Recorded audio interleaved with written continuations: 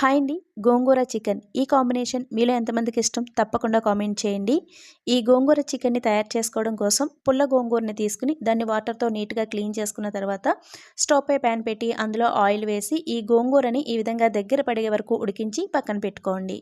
ఇప్పుడు అదే మూకుట్లో ఒక 2 ఆనియన్స్, ఒక 2 పచ్చిమిర్చిని సన్నగా కట్ చేసి వేసి బాగా మగ్గించుకున్న తర్వాత అందులో 1 టేబుల్ స్పూన్ అల్లం వెల్లుల్లి పేస్ట్ కూడా వేసి అది కూడా పచ్చివాసన పోయే వరకు ఫ్రై చేసుకున్న తర్వాత ఇందులో హాఫ్ కేజీ క్లీన్ చేసి పెట్టుకున్న చికెన్ని వేసి ఒక్కసారి కలిపి ఇందులో పసుపు, రుచికి సరిపడా ఉప్పు, కారం, ధనియాల పొడి వేసి ఈ విధంగా బాగా కలిపి మూత పెట్టి ఒక 5 to 10 మినిట్స్ మీడియం ఫ్లేమ్‌లో చికెన్ని బాగా ఉడకనివ్వండి.